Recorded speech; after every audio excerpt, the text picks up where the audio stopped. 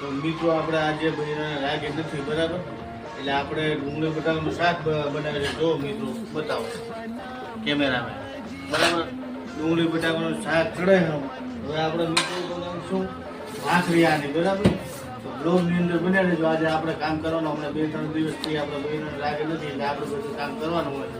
દુકાનેથી આવવાના મિત્રો વહેલા, તો તમને હું બ્લોગની અંદર બન્યા રહેજો, હું બતાવીશ બરાબર. આપણે શાક ચડે ત્યાં સુધી આપણે ભાખરી બનાવી લઈશું. તો મિત્રો આપણે તૈયાર કરી રહ્યા છીએ ભાખરી બરાબર બનાવશું. તમને બનાવતો આવડતું નથી પણ આપણે કામ તો કરવું પડે ને, કોઈનો ચીજ ના હોય. જો આટલો આપણે મિત્રો લોટ લેશું એટલે આપણે થઈ રહેશે લગભગ બરાબર. એ આટલો તો હવે આપણે અંદર આમાં તેલ નાખીશું. ભાખરી સરસ મજાની બનાવી નાખીએ.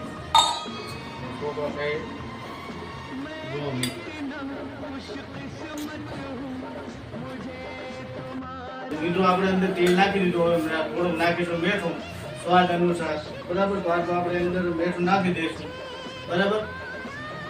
એ આ મીઠું નાખ્યું. હવે આપણે અંદર પાણી લઈ લઈશું મિત્રો.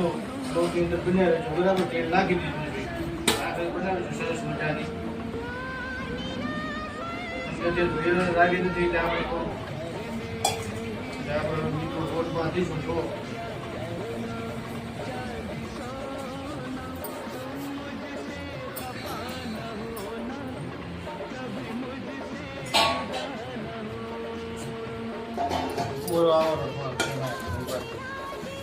મિત્રો આપણે લોટ બાંધો બરાબર. ભાખરીનો એક્સપિરિયન્સ તો નથી પણ તો કામ કરવું પડશે. જેમ બને એમ મિત્રો શેર કરજો કે સુખમાં આપણે સાથ આપો. તો મિત્રો સરસ મજાનો આપણે ભાખરીનો લોટ બનવાનો તૈયાર થઈ ગયો છે બરાબર. જો તમને બતાવું એવો સરસ લોટ બાંધ્યો છો બરાબર. આપણે ઘરના રાગે ના હોય તો કામ કરવું પડે, એમ કોઈ ભેણું નથી. કેમ કે એકબીજાને સાથ સહકાર આપવો પડે.